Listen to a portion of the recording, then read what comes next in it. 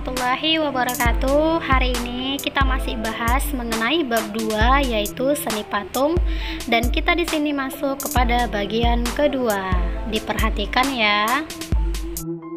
Di video sebelumnya kita udah bahas mengenai pengertian seni patung, bentuk seni patung, dan sekarang kita masuk kepada alat dan bahan seni patung serta teknik dalam seni patung.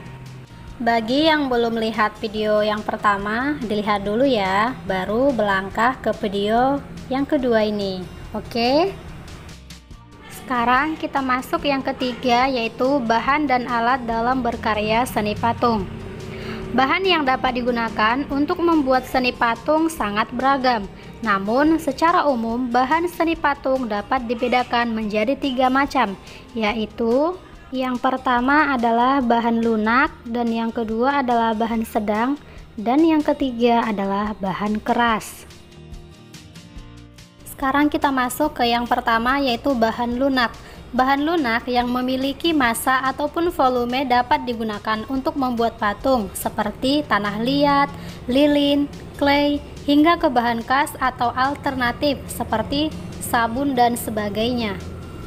Coba kalian perhatikan gambar di samping. Yang nomor 1 itu adalah bahan lunak clay, sedangkan yang nomor 2 itu adalah bahan lunak lilin, dan yang nomor 3 adalah tanah liat, dan yang keempat itu adalah sabun.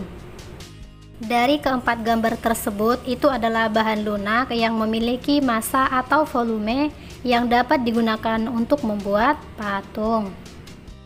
Sekarang kita masuk ke bahan yang kedua, yaitu bahan sedang.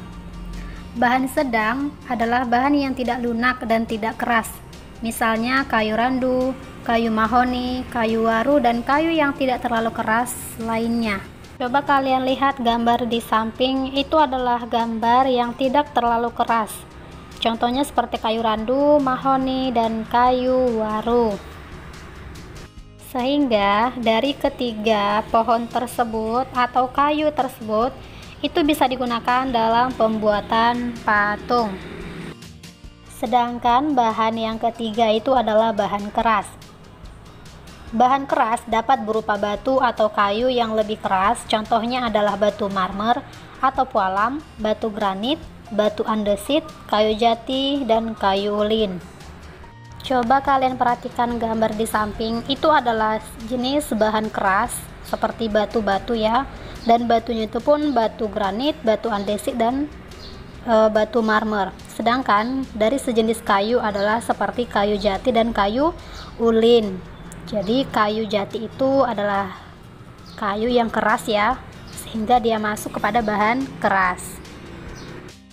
Maka dengan demikian, dari semua gambar itu adalah bahan keras yang bisa digunakan dalam pembuatan patung.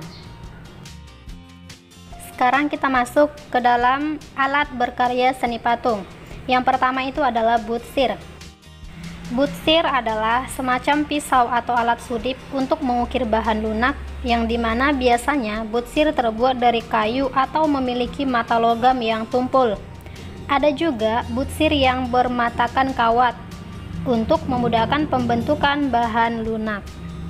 Coba kalian perhatikan gambar di samping, itu adalah contoh butsir yang dimana dia terbuat dari kayu atau memiliki mata logam yang tumpul, dan ada juga yang bermatakan kawat.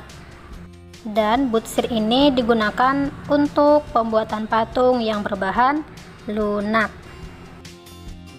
Dan untuk alat yang kedua itu adalah meja putar, di mana meja putar itu berupa meja bundar yang dapat berputar ke segala arah. Fungsinya untuk lebih mudah melihat dan mengontrol bentuk patung dari berbagai arah tanpa harus bergerak mengintari patung. Coba kalian perhatikan gambar di samping, itu adalah contoh meja putar yang dimana digunakan untuk lebih mudah dalam mengontrol bentuk patung ketika dalam pembuatan patung. Sedangkan alat dalam berkarya seni patung yang ketiga adalah pahat, yang dimana digunakan untuk bahan sedang atau keras untuk memahat atau mengurangi bahan keras sehingga membentuk objek yang diinginkan. Pahat terbuat dari logam keras yang tajam tersedia dalam berbagai mata pisau yang digunakan dengan cara memalu pahat pada bahan patung. Coba kalian perhatikan gambar di samping, itu adalah contoh alat pahat yang dimana pahat itu terbuat dari logam keras dan tersedia dalam berbagai mata pisau yang digunakan dengan cara memalu pahat pada bahan patung. Sedangkan alat yang keempat itu adalah sendok adonan yang dimana berguna untuk mengambil adonan dan menempelkan pada kerangka patung. Coba kalian perhatikan gambar di samping, itu adalah contoh sendok adonan yang dimana berguna untuk menempelkan adonan pada kerangka patung.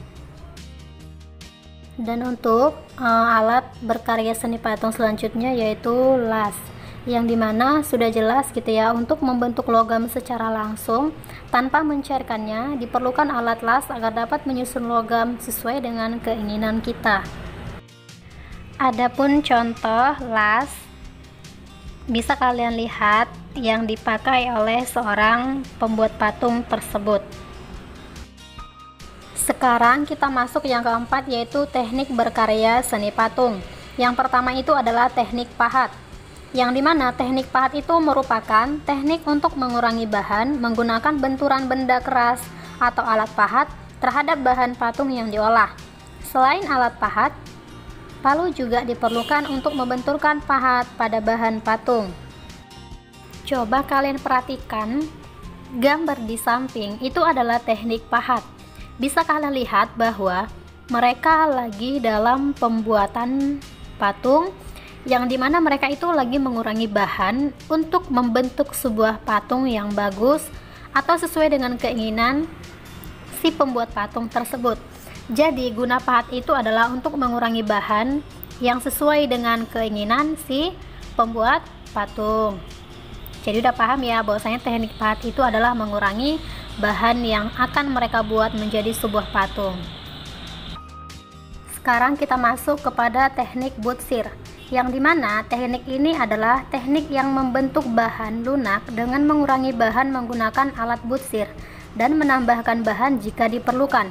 Butsir biasa digunakan untuk mengolah bahan lunak seperti tanah liat, lilin, atau modeling clay. Coba kalian perhatikan gambar di samping, itu adalah salah satu teknik butsir, yang dimana membentuk bahan lunak dengan mengurangi bahan ataupun menambahkan ketika memang diperlukan. Sehingga kita sudah bisa melihat ya bahwasanya itu adalah contoh teknik butsir.